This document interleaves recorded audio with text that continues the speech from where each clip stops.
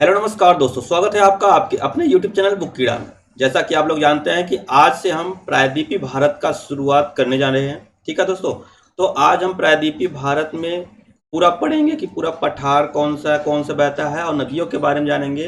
ये पहला लेक्चर होगा। प्रायद्वीपीय भारत का पठार को 3 लेक्चर में कंप्लीट किया जाएगा। ये पहला लेक्चर है, इसमें पूरा इंट्रो बताएंगे कि कौन सा पहाड़ कहाँ पर है और कौन सा पठार कहाँ पे है। ठीक है, तो दोस्तों सबसे पहले हम लोग जानते हैं कि प्रायद्वीप होता क्या है।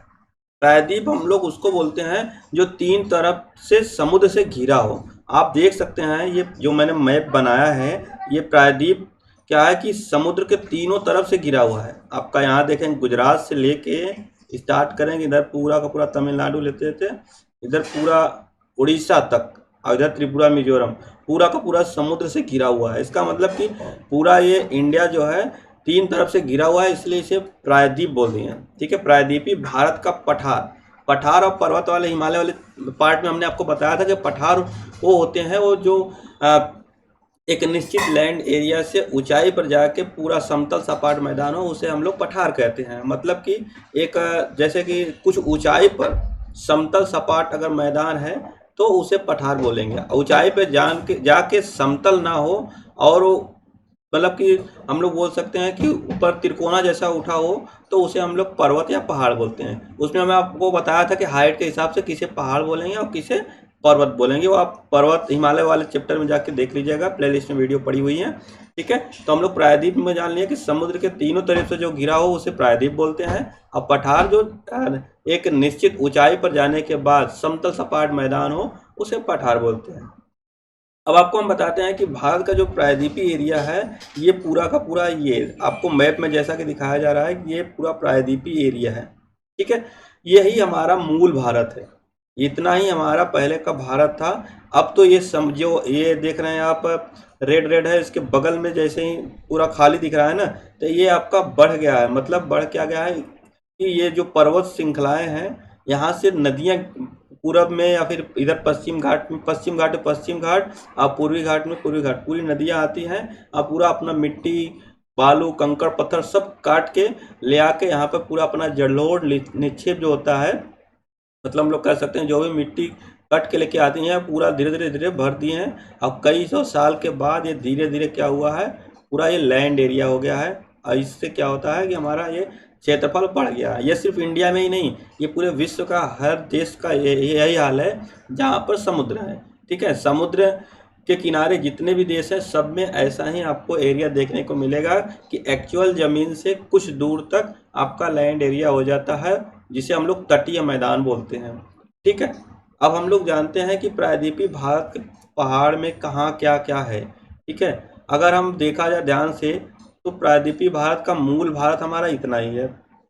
ठीक है, ये जम्मू कश्मीर इधर का ये सब बाद में बने, ये सब हिमालय का जब निर्माण हुआ तब बना। हमारा जो इंडियन है वो, आपकी जानकारी के लिए बता दें कि इंडिया जो हमारा है वो साउथ अफ्रीका महाद्वीप से अलग होकर उत्तर पूर्व की तरफ, मतलब ये अगर ये हमारा ग्लोब है पूरा, ये हमारा इक्वेटर है, तो हमारा जो साउथ अफ्रीका है तो ये हमारा साउथ अफ्रीका है। अब यहाँ से कट के उत्तर पूर्व की तरफ हमारा इंडिया धीरे धीरे आया है। ठीक है, मैंने आपको ये भी बताया था कि ये गोंडवाना लैंड का हिस्सा है और ये उत्तर साइड में जो है उसे अंगार लैंड बोलते थे। और बीच में क्या था, हमारा तैतीस सागर था। ठीक है, बीच में तैतीस सागर था। जब ये इंडिया वाला पार्ट साउथ अफ्रीका से कट के उत्तर पूर्व की तरफ जैसे ही चल रहा था और उधर से गोंडवाना लैंड था ही और बीच में तैतीस सागर था, तो जैसे जैसे नज़दीक आता गया गोंडवाना लैंड अंगारा लैंड से, तो समुद्र क्या हुआ, धीरे धीरे कम होते गए, क्योंकि ये सब दोनों तरफ से नदियाँ जब जाती थी पूरा काट के मिट्टी वगैरह भर देती थी। और धीरे धीरे क्या हुआ, तैतीस सागर हमारा भर गया और बीच में वलन पैदा हो गया। जैसे दोनों तरफ जब प्रेशर दिया गया तो वलन पैदा हुआ और वलन से ही एक बहुत बड़े हिमालय का निर्माण हुआ, उसे ही हम लोग बोलते हैं हिमालय पर्वत। ये बीच में है। ठीक है, अभी चलते हैं, आपको नेक्स्ट पीपीटी में जैसा कि पता चल जाएगा। सबसे पहले क्या है कि हमारा जो पृथ्वी था तो उस पे अभी तो 7 महाद्वीप हैं। हम लोग अभी कितना पढ़ते हैं, 7 महाद्वीप है। पहले सिर्फ और सिर्फ एक महाद्वीप था जिसका नाम था पैंजिया। अब क्या होता है ना, पृथ्वी में हमेशा कुछ न कुछ टूट फूट होती रहती है।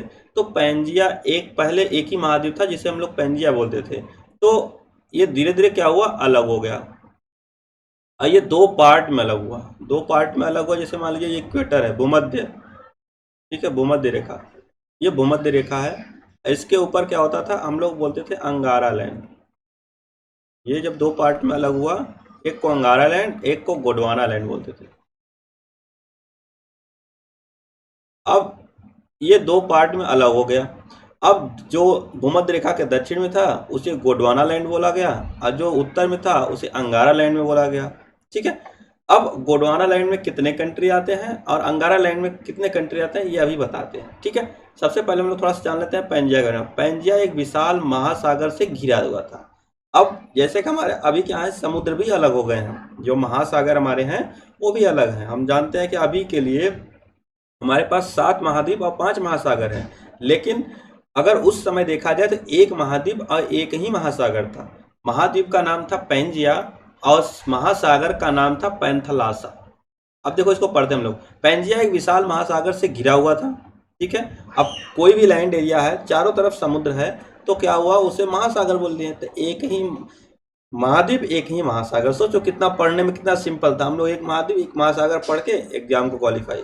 अभी क्या है, 7 महाद्वीप 5 महासागर हम लोग को पढ़ना पड़ रहा है। तो अभी कुछ टाइम में और होगा, टूट फूट और होगा, तो और महाद्वीप और महासागर हो जाएंगे। तो धीरे धीरे ये जियोग्राफी बढ़ ही रहा है हम लोग का, घट नहीं रहा है। ठीक है, अब देखिए उसको क्या बोलते हैं, पैंथलासा, समुद्र को, विशाल महासागर को पैंथलासा कहा जाता था, जिसका अर्थ है जल ही जल। ठीक है, पैंथलासा का अर्थ ही है कि जल ही जल। वेनेगर के अनुसार, वेगनर एक साइंटिस्ट थे, सभी महाद्वीप ने अकेले भूखंड में जुड़े हुए थे और विशाल महासागर से घिरा हुआ था। इस महाद्वीप का नाम पैंजिया रखा था, जिसका अर्थ है संपूर्ण पृथ्वी। ठीक है, ये वेगनर ने अपने सिद्धांत में बताया था कि सभी महाद्वीप पहले एक ही थे, जो मैंने अभी आपको बताया अकेले ही थे, लेकिन और उसके चारों तरफ एक ही समुद्र था जिसका नाम पैंथलासा। पैंथलासा का अर्थ है कि जल ही जल, और जो पैंजिया का अर्थ है संपूर्ण पृथ्वी, उसको बोलते थे। ठीक है, इनकी एक बुक भी थी, वेगनर की एक बुक भी थी। बुक का क्या नाम था, the origin of continents and oceans. ठीक है, ओशन। तो ये बुक के बारे में अक्सर पूछा जाता है कि ये बुक किसने लिखा था, वेगनर ने लिखा था। वेगनर ने कैसा सिद्धांत दिया था, पैंजिया के बारे में बताया था, जो क्या बताए थे कि पूरे विश्व में एक ही महाद्वीप है और एक ही महासागर है। महाद्वीप का नाम पैंजिया और महासागर का नाम क्या है, पैंथलासा। पैंजिया को क्या बोलते हैं, उसका अर्थ क्या होता है कि संपूर्ण पृथ्वी, और पैंथलासा क्या होता है कि जल ही जल। इतना क्वेश्चन हमें ध्यान में रखना है। अब हम लोग पढ़ेंगे गोंडवाना लैंड और अंगारा लैंड के बारे में। ठीक है, गोंडवाना लैंड और अंगारा लैंड, ये दो जब पहली बार टूट फूट हुई पूरे महाद्वीप में, तो दो पार्ट में अलग हो गया। उत्तरी भाग को अंगारा लैंड और दक्षिणी भाग को गोंडवाना लैंड बोला गया। अब देखिए, गोंडवाना लैंड एक प्राचीन महाद्वीप था जिसने वर्तमान दक्षिण अमेरिका महाद्वीप, अफ्रीका महाद्वीप, अरब मेडागास्कर, ठीक है, इसमें अरब प्रायद्वीप के कंट्री आते हैं, और ये भारत, ऑस्ट्रेलिया और अंटार्कटिका भी इसमें शामिल है। ठीक है, ये क्या है, गोंडवाना लैंड का हिस्सा है। और वही अंगारा लैंड को क्या बोलते हैं, उत्तरी भाग अंगारा लैंड कहा जाता है, जिसमें यूरेशिया मतलब यूरोप और एशिया वाले जो कंट्री हो आते हैं। उत्तरी अमेरिका और एशिया वही हो गया, यूरेशिया और एशिया दोनों अलग ही एक ही है। या फिर आप यूरोप और एशिया बोल दीजिए या फिर यूरेशिया बोल दीजिए, तो दोनों वही है। और उत्तरी अमेरिका, ये मतलब कि 3 जो महाद्वीप हैं, एशिया, यूरोप और उत्तरी अमेरिका, ये तीनों कहाँ चले गए थे, अंगारा लैंड में। अंगारा लैंड के पार्ट हुए, और बाकी जो हुए हमारे गोंडवाना लैंड के। गोंडवाना लैंड में कौन कौन आता है, दक्षिण अमेरिका, अफ्रीका और अरब मेडागास्कर, भारत, ऑस्ट्रेलिया और अंटार्कटिका। मतलब गोंडवाना लैंड में ज़्यादा कंट्री आ गई और ऊपर के साइड में कम कंट्री गई। यहाँ पर हम लोग बोल सकते हैं आर्कटिक महासागर भी बोल सकते हैं, आर्कटिक, लेकिन वो तो महासागर है, महाद्वीप तो है नहीं, इसलिए उसको नहीं रखा गया है। अब हम लोग ये जान गए कि हमारे पृथ्वी में हमेशा क्या होता है, टूट फूट होती रहती है। तो हमारा पृथ्वी पूछा जाएगा, जो इंडिया है वो किस लैंड का एरिया है, तो हम लोग क्या बोलेंगे, गोंडवाना लैंड का, क्योंकि Gondwana land south Africa Gondwana land में आता है, और साउथ अफ्रीका से ही टूट के धीरे धीरे धीरे धीरे क्या हुआ, इंडिया उत्तर पूर्व की तरफ आया है। अभी के लिए ये एशिया में आ गया है, ठीक है, जिसको हम लोग बोलते हैं यूरेशियन प्लेट। अब प्लेट के बारे में हमने बताया था कि पहले कितनी, अब पूरे विश्व में कितनी प्लेटें हैं। अगर 200 किलोमीटर पृथ्वी के अंदर जाते हैं तो वहाँ पर एक अलग अलग पार्ट में बना हुआ है, और जिसमें अलग अलग छः प्रकार की प्लेटें हैं, 7 प्रकार की। तो अलग अलग प्लेटों पर अलग अलग कंट्री मतलब महाद्वीप बसे हुए हैं, तो प्लेट आपस में टकराती रहती हैं। ये हैरी हेस ने दिया था, हैरी हेस के प्लेट टेक्टोनिक थ्योरी में। ये मैंने हिमालय के उत्पत्ति के बारे जब बता रहा था पहला लेक्चर, उसमें पूरा बताया। डिटेल में आपको जानना है तो आप उस वीडियो को जाकर देख सकते हैं, ठीक है। तो अभी के लिए हमें लोग को पता चल रहा है कि हमेशा पृथ्वी में टूट फूट होती रहती है। चलते हैं नेक्स्ट, हिमालय का निर्माण। हम लोग हिमालय का निर्माण में बस यही जानते हैं कि हमारा जो इंडिया है वो क्या है, अफ्रीका का भाग है। किसका भाग है, अफ्रीका का भाग है। अब ध्यान से देखते हैं, मान लो ये हमारा इंडिया है,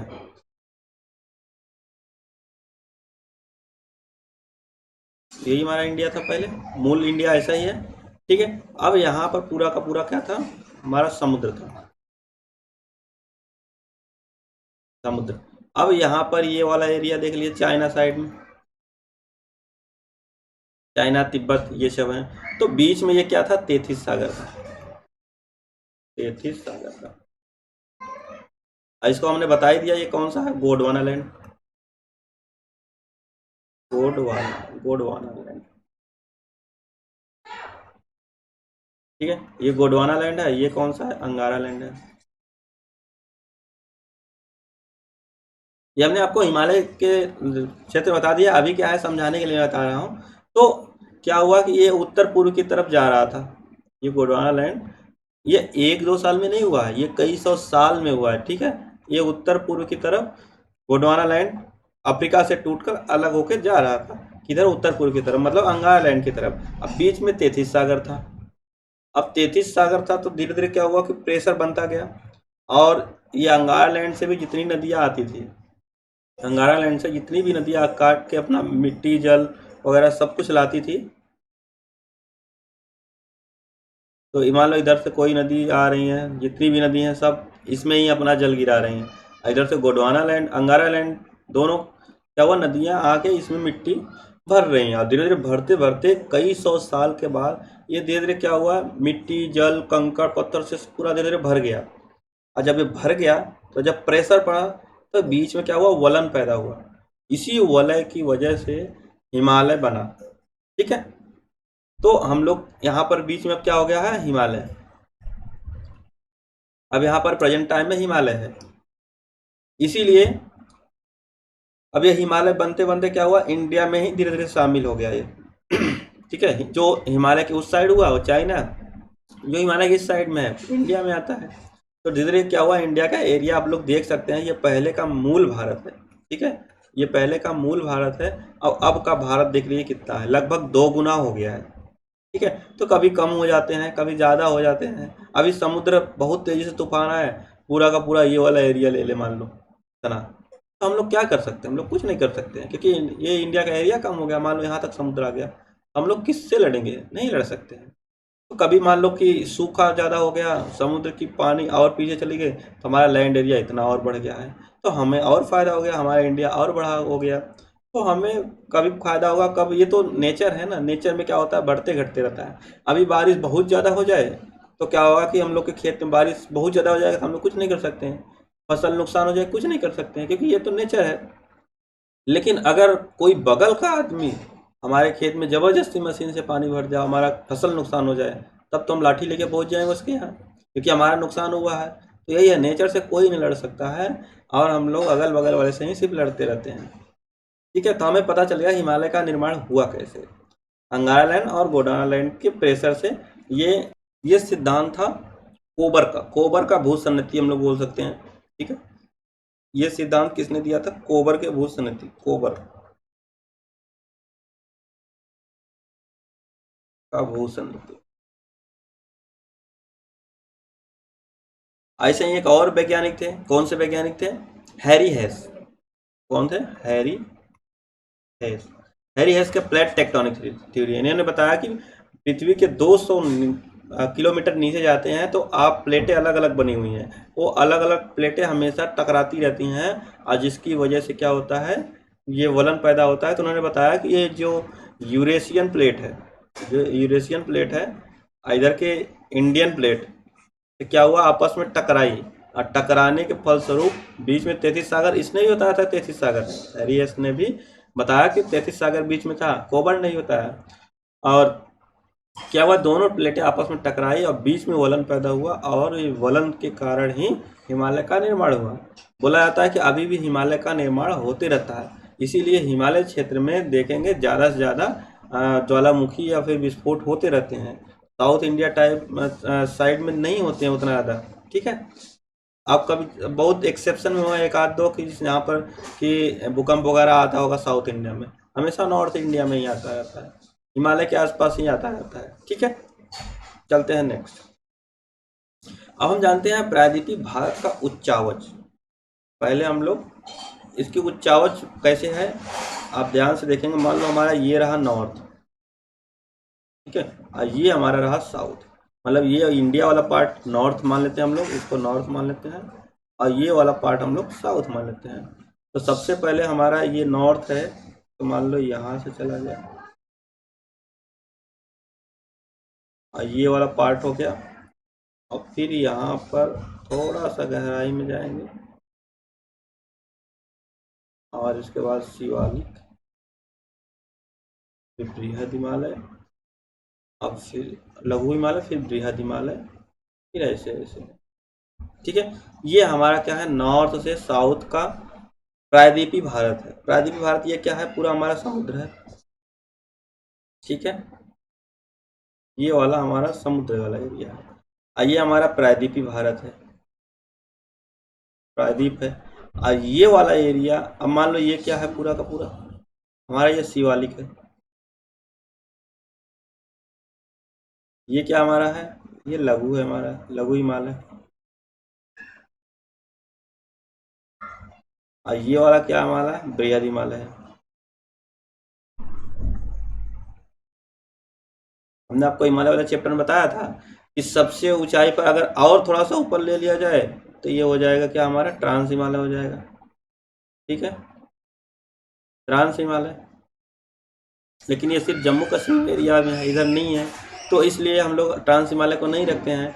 तो सबसे पहले क्या है, समुद्र है, फिर प्रायद्वीपीय भारत का पठार है, उसके बाद ये शिवालिक है, ये उसके थोड़ा सा और ऊंचाई पे जाएंगे तो लघु हिमालय, उससे थोड़ा सा ऊंचाई पे जाएंगे तो हमारा बृहद हिमालय है, उससे थोड़ा सा और ऊंचाई पे जाएंगे तो हमारा ट्रांस हिमालय है। ये उच्चावच है। लेकिन हमको ये नहीं समझ में आ रहा है आप लोग ये क्या है, हमने यहाँ पर क्यों बना दिया समुद्र, अरे यहाँ पर समुद्र टाइप का क्या है, मैं ये पठार बता दिया, लेकिन यही उत्तर भारत का मैदान है। क्या हुआ कि इधर से आज तो मान लो हिमालय से एक दो दुगनी चुनी नदियाँ आती रह बहती हैं, ठीक है, लेकिन पहले क्या था, 100-200 साल पहले हिमालय से बहुत सारी नदियाँ, सैकड़ों नदियाँ आती थी, और अपना जल, मिट्टी, कंकड़, पत्थर सब ले आके इसमें भरती थी। और प्रायद्वीपीय भारत के पठार से भी जो नदियाँ आती थी वो भी भरती थी, धीरे धीरे धीरे धीरे धीरे ये क्या हुआ, ये भी पूरा गड्ढा टाइप के भर गया, ठीक है। ये हिमालय के उत्थान के बाद का मैं बता रहा हूँ, ये क्या हो गया, भर गया। अब यहाँ पर पूरा का पूरा क्या है, कंकड़, पत्थर, मिट्टी ही है। मतलब कि अगर दक्षिण भारत में जाते हैं पठार है तो पूरा पथरीला एरिया है, लेकिन उत्तर भारत में ये यही एरिया में हम लोग बोल सकते हैं यूपी है अपना, ठीक है, बिहार है, थोड़ा सा एमपी भी है, थोड़ा सा इधर आपका झारखंड भी है। तो ये वाला एरिया हमारा क्या है, पूरा का पूरा आप देखेंगे एक निश्चित गहराई तक जाएंगे तो आपको पानी मिल जाता है। लेकिन आप दक्षिण साउथ इंडिया में जाइए, वहाँ पर आपको नल वगैरह ज़्यादा नहीं मिलते हैं, मशीन वगैरह उतना ज़्यादा नहीं मिलती कि गहराई पर खोदने पर पानी मिल जाए, तो कुछ नहीं, क्योंकि वो पूरा चट्टान है। लेकिन यूपी बिहार यहाँ पर क्या है कि आपको हमेशा नल, कहीं भी मशीन गाड़ सकते हैं आप, एक निश्चित गहराई पर जाने पे आपको नल या फिर मशीन को अगर मोटर वगैरह लगा रहे हैं तो आपको आसानी से पानी मिल जाता है। लेकिन ये साउथ इंडिया में नहीं होता है, क्योंकि वो पूरा का पूरा पठारी है।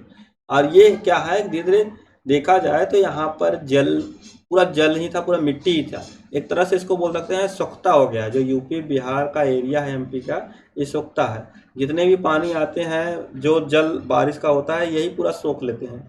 और ये निश्चित गहराई पर जैसे ही आप जाते हैं, थोड़ा सा इरेज करते हैं इसको, अगर थोड़ा सा इसको इरेज करते हैं,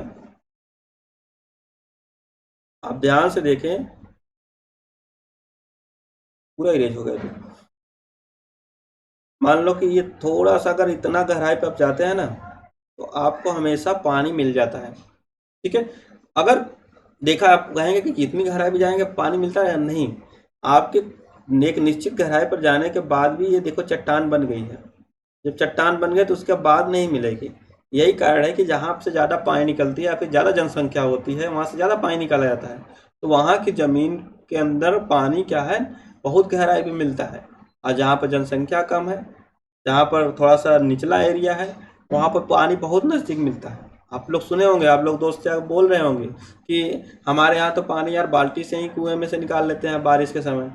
तो क्या होता है, ये पानी जैसे ही बारिश होने लगती है ना, ये सोखता धीरे धीरे भरने लगता है। जब ये भर जाता है तो पानी का जो सतह है ऊपर आ जाता है, और जब थोड़ा गर्मी होता है थोड़ा नीचे हो जाता है। दिल्ली उल्ली एरिया में चले जाइए, 400-500 आप मीटर नीचे जाएंगे तभी आपको पानी मिलने वाला है।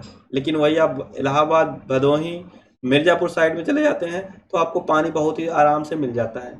आपको 150-200 तक जाएंगे ना, आराम से मिल जाता है। तो ये सिंपल सा तरीका है। आप कह सकते हैं कि प्रायद्वीपीय भारत का पठार मतलब पूरा का पूरा सोख्ते की तरह है। लेकिन आप साउथ इंडिया में आपको पानी उतना नहीं मिलता है। आप साउथ इंडिया में चले जाइए, आपका समुद्र के किनारे जो है पूरा पूरा खारा पानी आएगा, जो लैंड एरिया है वहाँ पर पानी ही नहीं निकलता है। वहाँ पर पानी फिल्टर करके वैसे मिलता है, नगर पालिका वाला पानी मिलता है। अभी महाराष्ट्र की बात कर लीजिए, आपको महाराष्ट्र का पानी कहाँ से आता है? महाराष्ट्र में कोई पानी खुद का नहीं निकालते हैं, तो ये पाइपलाइन द्वारा आता है। या फिर आपका इधर एमपी साइड से आएगा, ठीक है, आपका इधर लैंड एरिया से आएगा, मतलब कि जहाँ पर ये सोखते जैसा जमीन मशीन वगैरह है, फिल्टर करके आ जाता है। आप कभी देखिए महाराष्ट्र में सब जगह पाइपलाइन बिछी हुई है, जितना भी साउथ एरिया का पार्ट है सब जगह पाइप से ही पानी जाता है। तो ये सब सिंपल सा है, ठीक है, इसको आपको जानकारी रखनी है। ये आपका प्रायद्वीपीय भारत का उच्चावच है। ठीक, हमारा प्रायद्वीप है, थोड़ा सा पठारी एरिया ये। उसके बाद ये क्या है, यही यूपी बिहार का मैदानी एरिया बोल सकते हैं, उत्तर भारत का मैदान। यहाँ पर आपको कोई पहाड़ नहीं मिलेगा। यूपी बिहार में आपको पहाड़ ना के बराबर मिलते हैं, मिलते भी हैं तो वही थोड़ा बहुत, मतलब एकदम अजीब सा। आपका उसके बाद शिवालिक रेंज है, थोड़ा सा ऊंचाई, फिर धीरे धीरे जैसे ही उत्तर में जाएंगे आपका क्या होता है, बढ़ते जाता है। ठीक है, ये हमने नॉर्थ साउथ बताया, गलत है, ये साउथ और नॉर्थ है। ठीक है, ये हमारा साउथ है, ये नॉर्थ है। तो हम लोग जान लिए भारत के प्रायद्वीप भारत का उच्चावच के बारे में। अब हम लोग चलते हैं थोड़ा सा आगे, हम जानेंगे प्रायद्वीपीय भारत का तट। अब हम लोग प्रायद्वीपीय भारत के तट के बारे में जानते हैं। ये देखिए धीरे धीरे देखिए, तो ये भारत का हमने जो मैप में बनाया है ये इतना ही बनाया है। हमारा इंडिया तो यहाँ तक है, तो ये वाला पार्ट आ कैसे गया, ये वाला पार्ट हमारा दोनों साइड आ कैसे गया। तो हमने आपको अभी बताया है कि जो भी नदियां हैं, जो पठारी एरिया पर नदियां बहती हैं, वो सभी क्या होता है, समुद्र में जल गिराती हैं। कोई इधर आपका अरब सागर में गिराता है, ये हमारा अरब सागर है।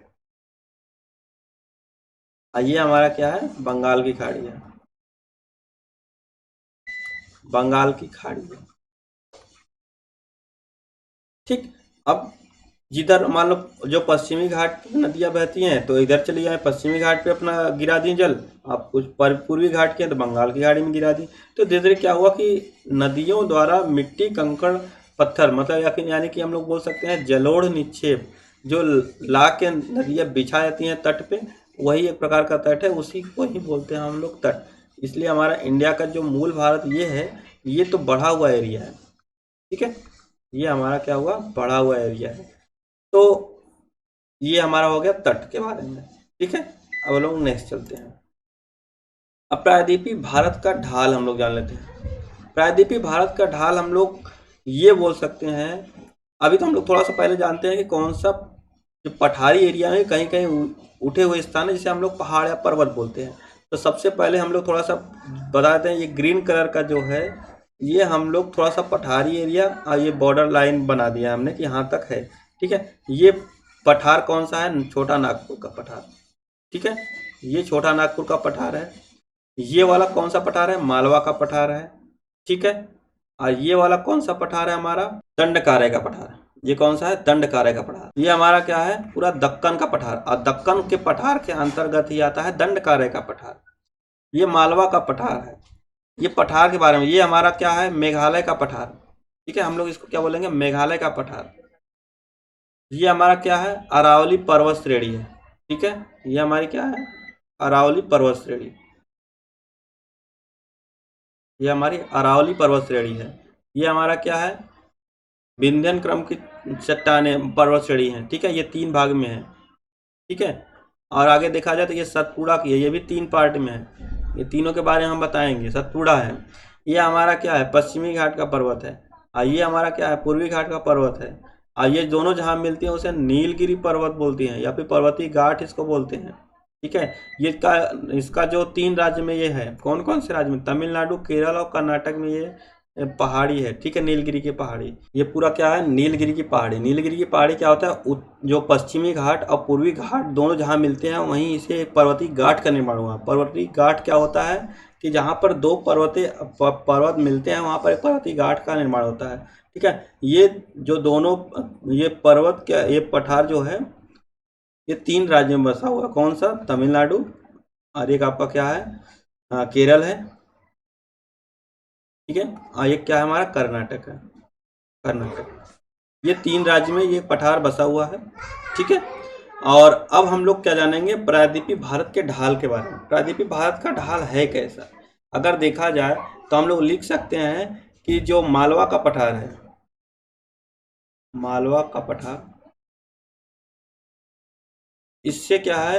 ये उत्तर भारत की तरफ ढाल है इसका, उत्तर भारत इसका ढाल है। और देखा जाए सतपुड़ा पर्वत श्रेणी, ठीक है, सतपुड़ा पर्वत श्रेणी, इसके दक्षिण, इसका जो ढाल है ये आपका दक्षिण पूर्व है, ठीक है, दक्षिण पूर्व है। अगर देखा जाए पश्चिमी घाट, पश्चिमी घाट पर्वत की तरफ, तो इसका जो ढाल है हम लोग क्या बोल सकते हैं? इसका ढाल पश्चिमी घाट पर्वत, इसका बोल सकते हैं हम लोग पूरब, ठीक। तो और इधर देख लिया जाए छोटा नागपुर पठार या फिर राजमहल पहाड़ी की बात करें, राजमहल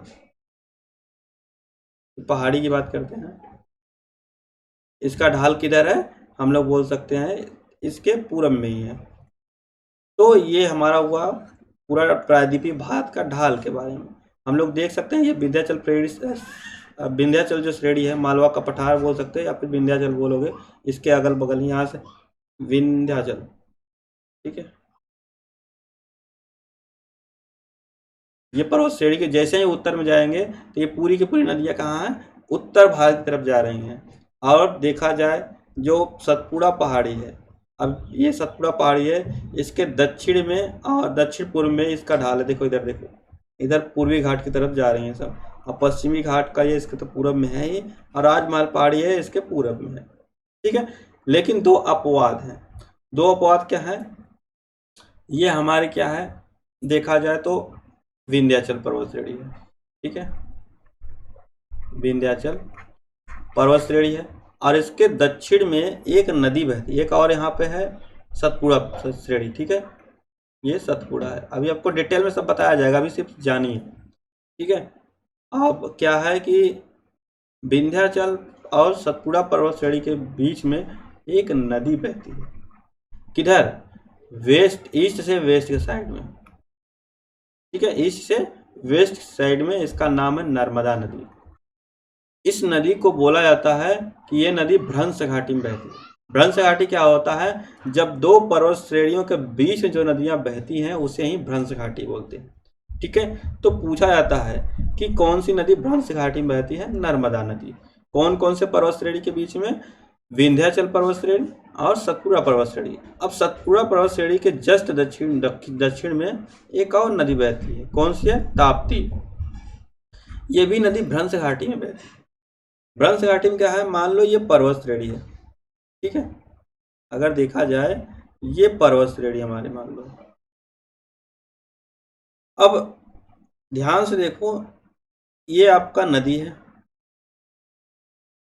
ये नदी है, दोनों नदी एकदम गहराई में बह रही हैं। अब बीच में कुछ उठा हुआ भाग है, असलियत में ये पर्वत पहाड़ है नहीं, दोनों साइड में नदी गहराई में बह रही हैं और उस गहराई से देखने पर ये काफ़ी ऊंचाई पर है, इसलिए इसको पहाड़ बोला जाता है, पर्वत बोला जाता है। इसी का नाम है क्या? इसका नाम है सतपुड़ा। सतपुड़ा पर्वत श्रेणी इसका नाम है। ठीक है। अब यही एक ऐसा पर्वत है जिसे ब्लॉक पर्वत के नाम से जाना जाता है, क्योंकि ये दोनों तरफ से नदियों से ब्लॉक है। ठीक है। इसके उत्तर में नर्मदा नदी, ठीक है, ये नदी नर्मदा है और ये नदी क्या है? ताप्ती है। ये दोनों नदी के बीच में ये सतपुड़ा पर्वत श्रेणी है, जिसे ये पूरे भारत में एक ही ब्लॉक पर्वत है, ये सतपुड़ा। ठीक है। और कुछ पूछा जाता है कौन सी ऐसी नदी है जो भ्रंश घाटी में बहती है? नर्मदा नदी और ताप्ती नदी, दो नदियां भ्रंश घाटी में बहती हैं। और एक पूछता जाता है कि कौन सी ऐसी नदी है जो भ्रंश घाटी में बहती है लेकिन उसका मुहाना बंगाल की खाड़ी में आता है, तो उस नदी का नाम है दामोदर। ठीक है। वो यहाँ छोटा नागपुर पठार से निकलती है और इधर अपना जल गिराती है बंगाल की खाड़ी में, भी आपको डिटेल में बताएंगे। लेकिन कौन सा बोला जाए, कौन सी नदी अपने ढाल के विपरीत भ्रंश घाटी में बहती है? तो नर्मदा और ताप्ती। ये सिंपल सा है, आपको समझ में आया? ठीक है। तो दोस्तों, आपको आज की वीडियो कैसी लगी? अच्छी लगी है तो लाइक शेयर एंड सब्सक्राइब करना न भूलें। और इसका 2 लेक्चर और आने वाला है, दोनों लेक्चर देखने के बाद आपको प्रायद्वीपीय भारत के पठार से कोई दिक्कत नहीं होगा। हमने हिमालय चैप्टर भी बता दिया है आपको, आप आराम से लेक्चर देते रहिए और 2 से 3 महीने में आपका ज्योग्राफी कंप्लीट हो जाएगा। और ज्योग्राफी कंप्लीट होने के बाद ज्योग्राफी से कोई भी क्वेश्चन आपका छूटने वाला नहीं है। तो दोस्तों, मिलते हैं नेक्स्ट वीडियो में, तब तक के लिए जय हिंद दोस्तों।